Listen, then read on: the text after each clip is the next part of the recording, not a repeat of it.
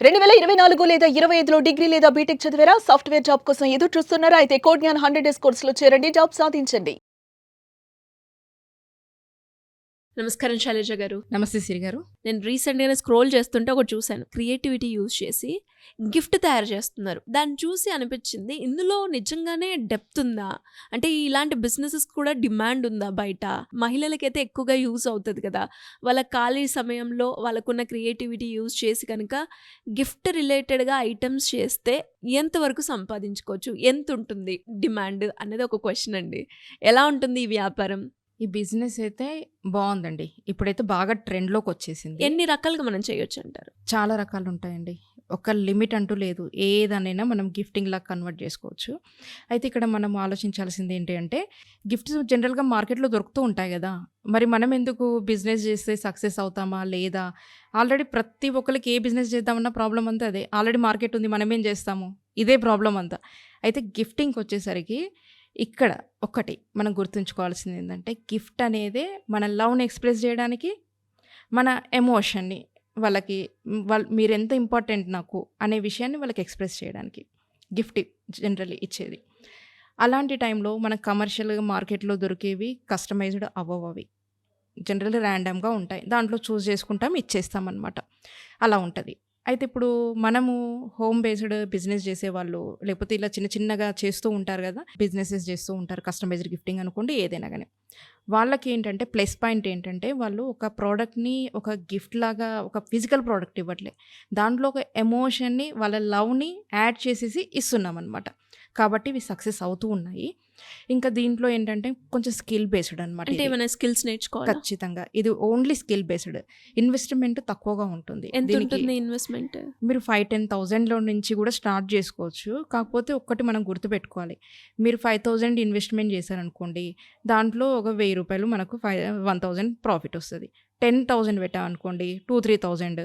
మీరు లాక్స్ పెట్టారనుకోండి లాక్స్‌లో వస్తది. కాబట్టి ఇన్వెస్ట్‌మెంట్ విషయానికొచ్చేసరికి మనకు ఒకటి ఆలోచించుకోవాల్సింది. మన గోల్ ఎంతుంది?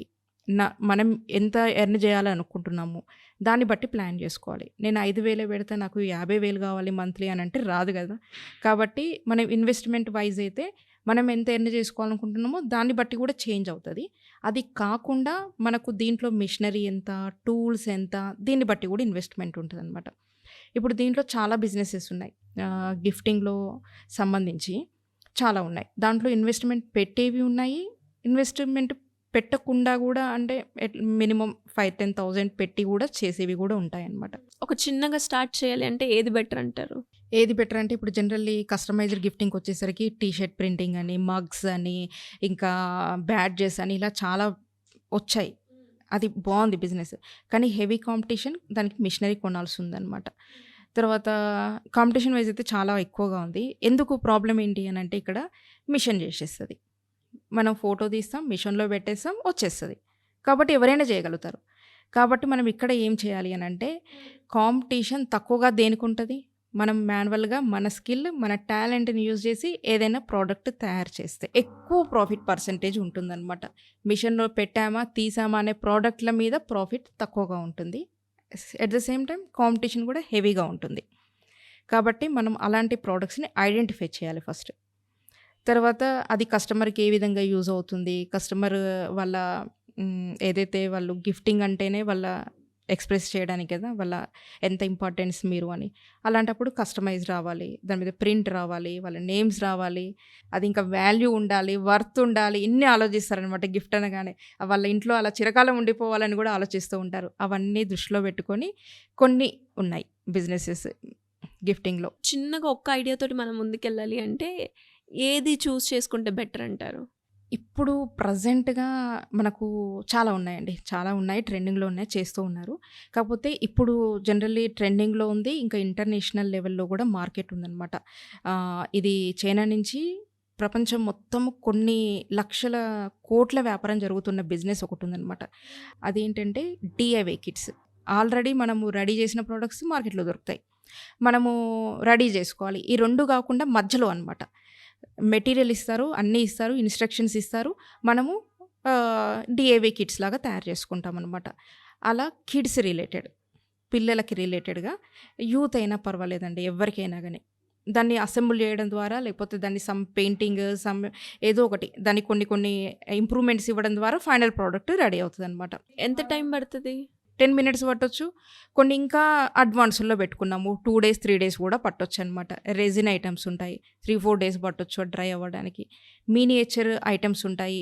1 వీక్, 10 డేస్ కూడా పడతాయి. ఇంకా పిల్లల విషయంలో ఏమవుతుంది అనంటే, వాళ్ళు ఫోన్ అడిక్షన్ నుంచి బయటికి రావాలి అని మనము మొత్తుకోవడం కాదు. వాళ్ళకి ఏదైనా ఒక ఆల్టర్‌నేట్ చూపియాలి మనం. ఆల్టర్‌నేట్ చూపించి వాళ్ళ పిల్లల్ని దాంట్లో ఎంగేజ్ చేయాలి. చేయాలి అనంటే ఈ డీవై కిట్స్ బాగా పనికొస్తాయన్నమాట గిఫ్టింగ్ ఇవ్వడానికి. ఇప్పుడు పిల్లలు అన్నీ తెలివుంది వాళ్ళకి. నువ్వు రెడీగా ఏదైనా గిఫ్ట్ ఇస్తే వాళ్ళు ఏం ఆడుకోవడం లేదు. ఫోన్‌లోనే ఆడుతున్నారు. కాబట్టి వాళ్ళని ఎంగేజ్ చేయాలి అనంటే మనం డీఐవై కిట్స్ మీద ఎక్కువ ఫోకస్ చేస్తే ఖచ్చితంగా సక్సెస్ అవుతాం. అంటే ఇప్పుడు మీరు చెప్పిన వాటిల్లో ఇంకా డిఫరెంట్ మోడల్స్ ఉంటాయంటారా? ఇది ఒకటే రకంగా ముందుకెళ్ళాలా? ఇప్పుడు మనం అనుకునేది ఏంటి అంటే డీఐవై కిట్ అనేది ఒక కాన్సెప్ట్ మాత్రమే. అంటే డూ ఇట్ యువర్ సెల్ఫ్. మనము అసెంబుల్ చేసుకోవాలి. మనకు కొన్ని రా మెటీరియల్స్ ఇస్తాం. వాటిని ఇన్‌స్ట్రక్షన్స్ ఇస్తే వాళ్ళు చేసుకుంటారు ఫైనల్ ప్రొడక్ట్. ఇంతకీ ఆ ప్రొడక్ట్ ఏంటి? అది ఏం చేసుకోవాలి? అని అనుకున్నప్పుడు మనం కొన్ని స్కిల్స్ నేర్చుకోవాల్సి ఉంటుందన్నమాట. కొన్ని ప్రొడక్ట్స్ మీద నాలెడ్జ్ ఉండాల్సి ఉంటుంది. కాంక్రీట్, సిరామిక్, కాస్టింగ్ పౌడర్ అనేవి ఒకటి వస్తుందన్నమాట. అది దాని డెన్సిటీ దాని షైనింగ్ ప్రకారం దానికి నేమ్స్ అనేది ఉంటాయి. ఆ ఆర్ట్ తోటి వాళ్ళు సమ్ మెటీరియల్ ఇస్తారు. కొన్ని మోల్డ్స్ ఇస్తారు. కొన్ని కలర్స్ ఇస్తారు. అవన్నీ కలిపి తయారు చేసే ఫైనల్ అవుట్‌పుట్ ఏమొస్తుంది? ఇప్పుడు మనం పెన్ హోల్డర్ లేకపోతే ఫోటో ఫ్రేమ్ ఇంకా ఏదైనా ఆడుకోవడానికి ఏమైనా టాయ్స్ వాళ్ళ ఏజ్‌ని బట్టి. అలా మనం ఫైనల్ అవుట్‌పుట్ ఏమనుకుంటున్నాం? ఫైనల్‌ది ఒక పిక్ ఉంటది. ఇన్‌స్ట్రక్షన్స్ ఉంటాయి. ఈ మెటీరియల్ అన్నీ ఉంటాయి. ఇన్‌స్ట్రక్షన్స్ ఉంటాయి. ఇలా ఉంటదనమాట. అది ఎలా చేసుకోవాలనేది కూడా మనం ఒక సమ్ వీడియో అనేది చేయాల్సి ఉంటుంది. అది రిఫరెన్స్‌గా పెట్టుకొని వాళ్ళు ఫాలో అవుతారనమాట. ఇవన్నీ చేయాలి అనంటే మనకు నాలెడ్జ్ ఉండాలి. ఇదైతే మీకు ఇంటర్నేషనల్ మార్కెట్ కూడా ఉందండి. మీరు రైట్ నౌ ఇప్పటికిప్పుడు నేర్చుకొని 1 మంత్ ప్రాక్టీస్ చేసేసి మీరు డైరెక్ట్ ఫారెన్‌కి యూఎస్, యూకే అన్ని కంట్రీస్‌లో మీరు ఏ కంట్రీకైనా ఇవ్వచ్చు. ఎందుకంటే అన్ని కంట్రీస్‌లో సేమ్ ప్రాబ్లమ్ పిల్లలందరూ ఫోన్ అడిక్షన్ కాబట్టి.